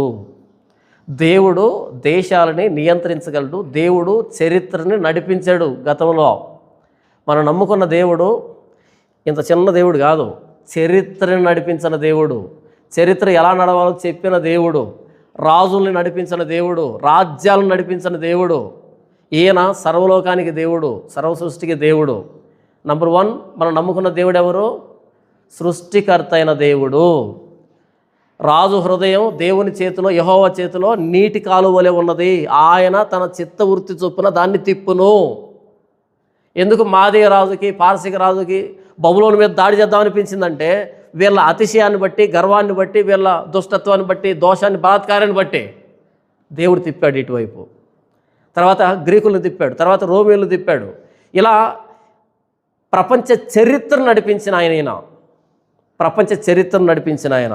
మనం నమ్ముకున్నది చిన్న దేవుణ్ణి కాదు, మనం నమ్ముకున్నది సృష్టికర్తని. దానియేలు గ్రంథంలో అద్భుతమైన మాట ఉంటుంది చూడండి. దానియేలు గ్రంథం 4వ అధ్యాయంలో 32వ వచనం, తమ యొద్ద నుండి మనుషులు నిన్ను తరిమెదరు, నీవు అడవి జంతువుల మధ్య నివాసం చేయొచ్చు, పశువుల గడ్డి మేసదు. సర్వోన్నతుడుకు దేవుడు మానవుల రాజ్యములపైన అధికారి అయి ఉండి తాను ఎవనికి దాన్ని అనుగ్రహింప నిశ్చయించునో వానికి అనుగ్రహించునని నీవు తెలుసుకునే వరకు 7 కాలములు నీకు ఇలాగ జరుగునని చెప్పాను. చూడండి, ఈ ఆయనకు వచ్చిన తర్వాత బుద్ధి వచ్చిందా? 34వ వచనం, ఆ కాలము గడిచిన పిమ్మట నెబుకద్నెజరు నేను మరలా మానవ బుద్ధి గలవాడినై నా కళ్ళు ఆకాశం తట్టు ఎత్తి చిరంజీవియు సర్వోన్నతుడు నాకు దేవుని స్తోత్రం చేసి ఘనపరిచి స్తుతించుతనే. ఆయన ఆధిపత్యము చిరకాలం వరకు, ఆయన రాజ్యము తరతరములకు ఉన్నవే. భూనివాసులందరూ ఆయన దృష్టికి ఎన్నికకు రానివారు. ఆయన పరలోక సేనల ఎడలను భూనివాసుల ఎడలను తన చిత్తము చొప్పున జరిగించువాడు. ఆయన చేయి పట్టుకొని నీవేమి చేయుచున్నావని ఆయనతో చెప్పుటకు ఎవడును సమర్థుడు కాడు. మన దేవుడు ఎవరంట? భూనివాసులందరూ ఆయన దృష్టికి ఎన్నికకు రానివారు. ఆయన పరలోక సేనల ఎడలను భూనివాసుల ఎడలను తన చిత్తము చొప్పున జరిగించువాడు. ఆయన చేయి పట్టుకొని నీవేమి చేయుచున్నావని ఆయనతో చెప్పుటకు ఎవడును సమర్థుడు కాడు. చరిత్రను నడిపించినాడు. ఇలా నడవాలి చరిత్ర. భవిష్యత్తును నిర్ణయించేవాడు. మనం నమ్ముకున్నది చిన్న దేవుణ్ణి కాదు. యెషయా గ్రంథం 13వ అధ్యాయం ఏం చెప్తుందంటే, మన దేవుడు సార్వభౌముడు, సర్వ అధికారం కలిగిన వాడు. ఎవరి మీద? మొత్తం ప్రపంచం మీద, మానవ జాతి మీద, రాజ్యాల మీద, పరిస్థితుల మీద, ప్రతిదాని మీద సర్వ అధికారం కలిగినవాడు. ఆయనకి తెలియకుండా మన మీదకి ఏమొస్తుంది? ఆయన తెలియకుండా మన మీదకి ఏమొస్తుంది? రాదు. వచ్చిందంటే దాన్ని అనుభవించాలి. నంబర్ 1. నంబర్ 2 ఏంటంటే, పాపానికి తీర్పు ఖచ్చితంగా ఉంటుంది. ఎందుకు బబులోను దేవుడు శిక్షించాడు? అహంకారం, అతిశయం, బలాత్కారం, దోషం. అందుకు దేవుడు శిక్షించాడు. బబులోను దేశం వర్ధిల్లింది, కానీ దానికి శిక్ష తప్పలేదు. ఇంకొకరు నియమించాడు, దీన్ని శిక్షించాడు. పాపానికి శిక్ష తప్పదు. ఎందుకు దేవుడు శిక్షిస్తాడు అంటే, ఆయన న్యాయస్థుడు కాబట్టి. ఎందుకు యుద్ధాలు, ఎందుకు ఈ గొడవలు అంటే, న్యాయం. ఆయన న్యాయస్థుడు కాబట్టి, అన్యాయాన్ని సహించడు కాబట్టి, అన్యాయాన్ని చూచి ఊరకోడు కాబట్టి. ఆయన న్యాయస్థుడని ఎప్పుడు నిర్ధారణ జరుగుతుంది? అన్యాయం చేసిన వారిని శిక్షించినప్పుడు అర్థమవుతుంది. ఎందుకు దేవుడు శిక్షిస్తాడు? ఆయన న్యాయస్థుడు కాబట్టి. ఎవరిని శిక్షిస్తాడు ఆయన? ఎవ్వరూ ఆయన శిక్షకు మినహాయింపు కాదు. ఎవ్వరు కూడా ఆయన శిక్షకు మినహాయింపు కాదు. కొంతమంది మాట్లాడుతుంటారు, ఆయన మన దేవుడు కాదండి. మన దేవుడు అంటే కొట్టులు కొనుక్కున్నాయనా? మన దేవుడు అంటే ఏంటి? ఇంతకే కొట్లు కొనుక్కున్నావా? మనకొక దేవుడు, వాళ్ళకొక దేవుడు, అలా ఉంటాడా? దేవుడు ఒక్కడే. నమ్మినా నమ్మకపోయినా దేవుడు ఒక్కడే. ఆ దేవుడు ప్రభు అయిన యేసుక్రీస్తు వారు మాత్రమే, ఇష్టమునా లేకపోయినా.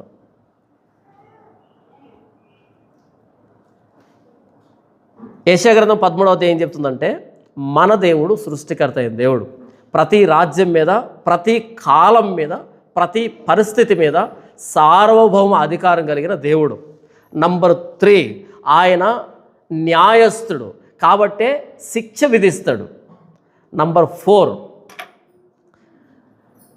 ఇప్పటికీ మనం ఆ రోజు ఎలాగైతే బబులోను దేవుని ఉగ్రతకు లోనైందో, దేవుని తీర్పుకు లోనైందో, ఇప్పటికి మనం దేవుని తీర్పు కింద ఉన్నాం, దేవుని ఉగ్రత కింద ఉన్నాం.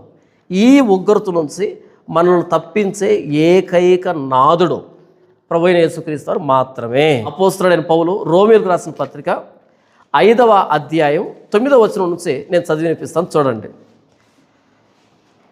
కాబట్టి ఆయన రక్తం వలన ఇప్పుడు నీతిమంతులుగా తీర్చబడి మరింత నిశ్చయముగా ఆయన ద్వారా ఉగ్రత నుండి రక్షించబడదుము. ఏలైనగా శత్రువులమై ఉండగా ఆయన కుమారుని మరణము ద్వారా మనము దేవునితో సమాధానపరచబడిన ఎడల సమాధానపరచబడిన వారమై ఆయన జీవించుట చేత మరి నిశ్చయముగా రక్షించబడదుము. మనం శత్రువులమై ఉండగా, అంతే కదా, నేను నా కోపాన్ని తీర్చుకోవడానికి మాదీయులకి పారసీకులకి అధికారం ఇస్తున్నానని చెప్పాడు. మనం ఎవరు ఇంతకీ? పాపులమే. పాపం చేస్తున్నప్పుడు దేవుని కోపానికి ఉగ్రతకి అర్హులమే. ఈ దేవుని కోపం ఉగ్రత నుంచి ఆ రోజు బబులోను తప్పించుకోలేకపోయింది. కానీ మనకు తప్పించుకునే అవకాశం ఉంది, ప్రపంచాన్ని తప్పించుకునే అవకాశం ఉంది. ఆ తప్పించుకునే అవకాశం పేరు ప్రభువైన యేసుక్రీస్తు వారి సిలువ. ఎవరైతే ప్రభువైన యేసుక్రీస్తు వారి సిలువ యందు విశ్వాసం ఉంచుతారో వారి పాపాలకు రావాల్సిన పర్యవసానము నుంచి, ఆ పాప పర్యవసానమైన నరకము నుంచి తప్పించబడతారు. ఏం చెప్తుందంటే యెషయా గ్రంథం 13వ అధ్యాయము, పాపానికి శిక్ష తప్పనిసరని ఇంకా రాజ్యం ఏర్పడకముందే రాజ్య అంతం గురించి చెప్పబడుతూ ఉంది. ఆయన న్యాయస్థుడు కాబట్టి అన్యాయాన్ని సహించడు, శిక్ష విధిస్తాడు వీళ్ళ పాపానికి, అహంకారానికి. బబులోను ఎంత అహంకారంగా ఉంటుందో, బబులోను ఎంత బలాత్కారం చేస్తుందో, బబులోను ఎంత పాపం చేసిందో అలాంటి స్థితిలోనే ప్రపంచం ఉంది, అలాంటి స్థితిలోనే మానవ జాతి ఉంది. దేవుని ఉగ్రత నుంచి బబులోను తప్పించబడలేదు, అందుకని మాదీయులకు పారసీకులకు పడిపోయింది. అయితే దేవుని ఉగ్రత నుంచి మనం పడిపోకుండా ఉండాలి అంటే, దేవుని ఉగ్రతలో పడి నరకానికి వెళ్లకుండా ఉండాలి అంటే, ఆయన కుమారుడైన యేసుక్రీస్తు రక్తం ప్రతి పాపం నుంచి మనల్ని కడిగి పవిత్రులుగా చేస్తుంది. దేవుని ఉగ్రతను తప్పించుకునే ఏకైక సాధనం ప్రభువైన యేసుక్రీస్తు వారి సిలువ. ఇది మత ప్రచారం కాదు, భవిష్యత్తు ప్రవచనం ఇది. చూడండి 9వ వచనం. కాబట్టి ఆయన రక్తం వలన ఇప్పుడు నీతిమంతులుగా తీర్చబడి, యేసుప్రభు రక్తం వలన ఇప్పుడు నీతిమంతులుగా తీర్చబడి మరింత నిశ్చయముగా ఆయన ద్వారా ఉగ్రత నుండి రక్షించబడదుము. ఉగ్రత నుంచి రక్షించబడతాం. ప్రభువైన యేసుక్రీస్తు వారి దగ్గరికి రాలేదు అంటే వాడు దేవుని ఉగ్రత కింద ఉన్నాడు, దేవుడు కోపం కింద ఉన్నాడు. అందుకే యేసుప్రభు చెప్తాడు, మీరు సర్వలోకానికి వెళ్ళి సర్వసృష్టికి సువార్త ప్రకటించండి, నమ్మి బాప్తిసం పొందిన వాడు రక్షించబడతాడు, నమ్మని వానికి శిక్ష విధించబడుతుంది. సువార్త 2 విషయాలు చెప్తుంది, రక్షణ కావాలన్నా శిక్ష కావాలన్నా అని. ప్రభువైన యేసుక్రీస్తుని అంగీకరిస్తే రక్షణ, లేకపోతే శిక్ష విధించబడుతుంది. ఎందుకంటే ఆయన న్యాయస్థుడు కాబట్టి, అన్యాయాన్ని సహించడు కాబట్టి. నీతిమంతుడు లేడు, ఒక్కడు లేడు. మరి దేవుని ఉగ్రత కింద ఉన్నాం. తప్పించుకోవాలంటే ఒకే ఒక దారి, ప్రభువైన యేసుక్రీస్తు వారి రక్తంలో కడగబడడం. 10వ వచనం. ఏలైనగా శత్రువులమై ఉండగా, మరి పాపం చేసే ప్రతి ఒక్కడు శత్రువే కదా ఆయనకి.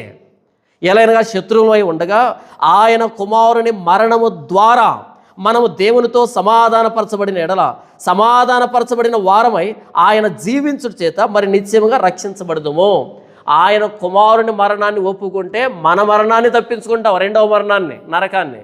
ఆయన కుమారుని మరణాన్ని ఒప్పుకోకపోతే 2వ మరణంలో పాలుపంపులు పొందాలి, దాన్ని నరకం అంటారు. అర్థం కాకపోయినా, ఇష్టమైనా లేకపోయినా ప్రభువైన యేసుక్రీస్తుని అంగీకరిస్తే రక్షణ, లేకపోతే శిక్ష అని మార్కు సువార్త 16:16లో స్పష్టంగా రాయబడింది. నమ్మి బాప్తిసం పొందితే రక్షణ, నమ్మకపోతే శిక్ష.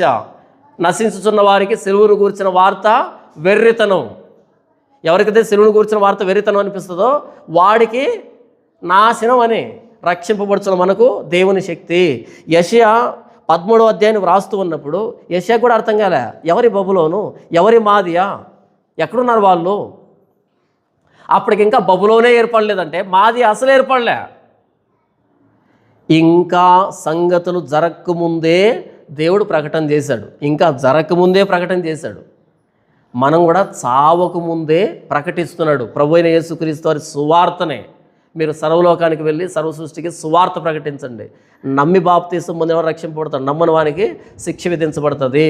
దేవుడు ఇంకా బ్రతికుండగా హెచ్చరిస్తున్నాడు, ఎవరైతే ప్రభువైన యేసుక్రీస్తుని అంగీకరిస్తాడో వాడు దేవుని ఉగ్రత నుంచి తప్పించుకుంటాడు. ఎవరైతే ప్రభువైన యేసుక్రీస్తు సువార్తను వెక్కిరిస్తాడో వాడు నిత్య నాశనానికి పాత్రుడు అని.